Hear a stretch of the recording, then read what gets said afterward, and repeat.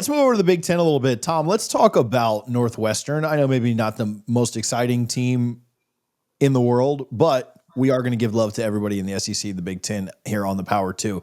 Northwestern thoughts early in March. Yeah, thank you to college football fans for slogging through the mud that is the bottom of the Big Ten over the last few weeks. We're going to work our way up. I promise. We're on our way there. It just takes a minute. All right, Northwestern in 2024, David Braun. 2023, everything looks fantastic for Northwestern. 8-4 overall, 5-4 in conference, and David Braun, brand new head coach after the Pat Fitzgerald debacle. 2023 Big Ten Coach of the Year. Awesome, right? Okay. Northwestern comes back down to earth. 4-8 overall last season, 2-7 in the Big Ten. The Wildcats got 2 non-con home wins against Miami of Ohio and Eastern Illinois, and suffered a narrow 26-20 double OT loss to Duke at home in September.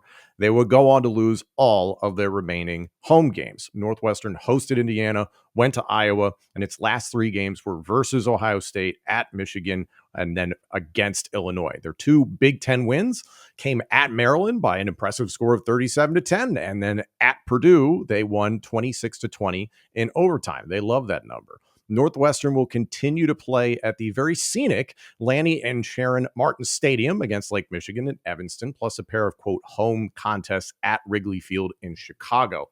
Key returns / additions. The big one is quarterback Preston Stone from SMU, who had a stellar 2023 before he broke his leg, and then Kevin Jennings took over. I'll get to more on that in a moment. Wide receiver Griffin Wild from South Dakota State, wide receiver Chase Farrell from Stanford are going to be relied upon heavily, and there's a lot of excitement about what those two can do to upgrade the wide receiver position. Offensive tackle Xavier Gray from Liberty, offensive lineman Zach Bjernstein from South Dakota State. The Jackrabbits were busy with this team. Safety and Darius Coffey from Memphis, defensive back Fred Davis II from Jacksonville State, internal offensive lineman Martez Lewis from Minnesota, tight end Alex Lyons from New Mexico State, and linebacker Yanni Karlaftis from Purdue, Big Ten rival. More on Karlaftis later on. You might recognize that name. Returning defensive lineman Carmine Bastone, defensive lineman Aiden Hubbard. Anto Saka is somebody to watch on that defensive line. That could be a strong point for the Wildcats in 2025. Running back Joseph Hyman II could be expected to be the bell cow. Running back Caleb Como Lafe will return as well. And quarterback Jack Lausch, who didn't exactly have a stellar 2024, but he is at least the returning starting quarterback from last season. Preston Stone is expected to really take that spot. Key departures: your leading rusher, your leading receiver, your number 1 interceptions guy on defense, and your top receiving tight end. Kind of a problem. Running back Cam Warner graduates. Wide receiver AJ Henning graduates. Linebacker Xavier Mueller graduating. Safety Coco Azima led the team in interceptions, graduated.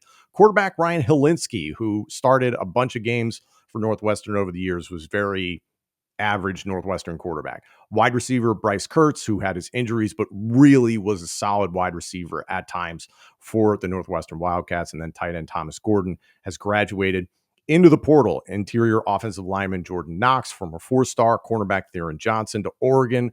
Inside offensive lineman Josh Thompson, former 4-star. He's off to LSU. Safety Devin Turner off to Baylor. Wide receiver Reggie Florima, former 4-star. He is into the portal. Your top recruits, there's 1 4-star, defensive lineman Mason Maine. Everybody else is a 3-star. Now, that may be not great for a lot of Big Ten franchises, schools, but at the same time, I actually am very encouraged by that for David Braun. When 2023 went so well and 2024 didn't go so well at all, for a team like Northwestern to get that type of potential star power is really encouraging for their future. Are they going to do anything with it? Time will tell. Key games this year. The season opener is at Tulane. No big deal. Then you're against Oregon at home. You'll have be on the road at Penn State. You'll be at Nebraska. You'll be at USC. You'll play Michigan at Wrigley. You'll be home against Minnesota. Home game against Minnesota at Wrigley. And then you'll be at Illinois to round out the year. All of their November schedule is away from Evanston. That's a quick 8-mile commute from Evanston to Wrigley. So not the end of the world, but still. My expectation for this Northwestern team, 3-9 to 5-7. My overall concern with this program is Northwestern is like someone who trains for a marathon but never enters an actual race. I commend their spending on a recently new practice facility, $270 million, and the soon to be open Ryan Field in 2026, which was a project that cost $850 million.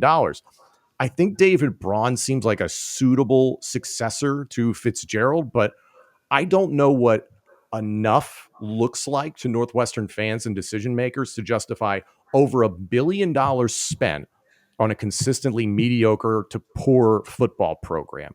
If there's an additional billion or even half a billion that they're going to put into all of their sports and specifically funnel it into football, and all of a sudden they start gaining major players to this program, then yeah, I could see something. You're upgrading your facilities, which needed to be done a long time ago. I think Preston Stone at quarterback is going to be one of the best quarterbacks they've had in a long time. I'm looking at Mike Kafka. This could be a real step up. The question is, has he recovered enough? Career 5-to-1 touchdown to interception ratio. Solid 2023, as I mentioned, over 3,100 yards passing, 60% completion percentage, 28 touchdowns, 6 interceptions. And then, as I mentioned, Kevin Jennings was able to take over. They really need somebody to solidify the quarterback position. Breakout player for them, I could see linebacker Yanni Karlaftis, who is towards the back end of his eligibility. This might be his last season, if I'm not mistaken. Transfers from Purdue, younger brother of Kansas City Chief George Karlaftis, who was a first-round pick. Karlaftis at Purdue had played well. Purdue obviously also had their struggles, so transferring away from the school that his brother went to and family obviously cares about is significant. I could see Karlaftis stepping up and would have to be a big part of how they get pressure on the quarterback in 2025. I don't mean to put a damper on what is the bottom dwelling parts of the Big Ten, because there actually are bottom dwelling parts in the Big Ten, unlike the SEC. But Preston Stone comes in with a pedigree of winning. Keep in mind that this is a guy that led SMU to an AAC conference title in 2023. Is there pressure on him to where he is going to have to take that next step forward in this offense? Or more importantly, I think for my money, is there a little bit of a ripcord for David Braun to kind of pull the plug on him, because they pulled the plug on him last year? He didn't look great in the Nevada game. He then gets hurt. Kevin Jennings comes on in. He comes back for a minute, breaks his leg, and now it's a done deal. Yeah, it's been a rough road, and obviously recovering from a significant injury like that, you got to see what he actually looks like from a physical standpoint this upcoming season. I just don't necessarily see a guy like Jack Lausch really doing enough to supplant Preston Stone. I don't think the job's going to be handed to Preston Stone. Everything I've understood about Northwestern football and David Braun is that he's going to have to come in and compete. This could be a really positive step forward for this program, is that you get a legitimate, comfortable signal caller, and that Northwestern isn't going to beat you with athletes offensively. They have to get the ball out quickly, and they have to win schematically. So I think this is going to be a positive. The wide receivers that I mentioned have transferred in are going to have their work cut out for them, because I mentioned basically the top, I believe, 4 to 5 receiving threats for Northwestern are no longer with the program in one capacity or not. I was a big fan of what Bryce Kurtz could do. AJ Henning had potential, but I think the guys that they have coming in will be an upgrade there. Preston Stone, I think it's kind of this, it's almost as if there is not that much pressure on him. Like, I don't really expect them to think he's going to all of a sudden make this a winning team and lead them to a major bowl game or something like that. If that happens, great. And Preston Stone is going to have a statue outside of Ryan Field at some point in time. But I just don't think the expectations are terribly high for the team as a whole this year. Northwestern has the tendency to build the offense around their quarterback, center of the universe, so to speak. If he can just get the ball out quickly and be efficient in the passing game, he'll set up Northwestern for success. And the rest of it is just do Northwestern things. Drag your opponents down into the mud defensively, play leather helmet football, and be really disciplined. That's what Northwestern does.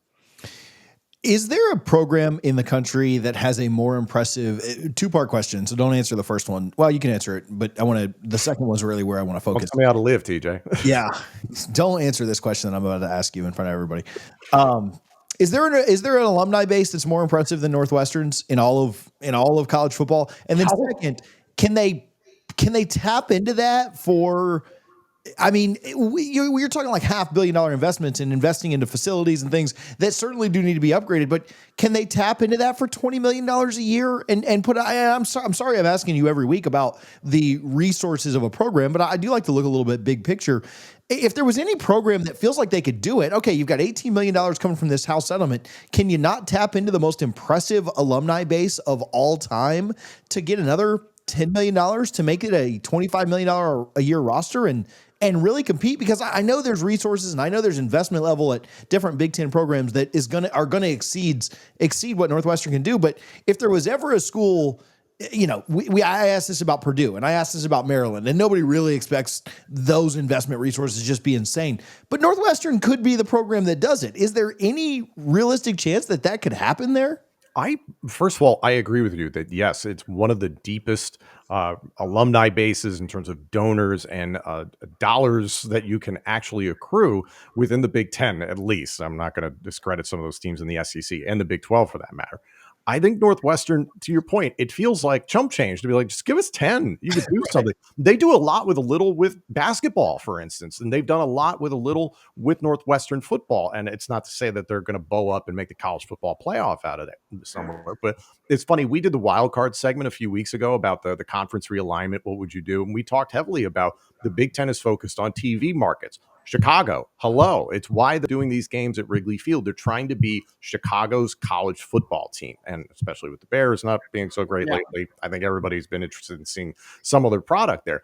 You have that value. You have that ability to recruit the Midwest. You're not going to beat the guys like Ohio State and Notre Dame and Michigan, the juggernauts that exist in that region.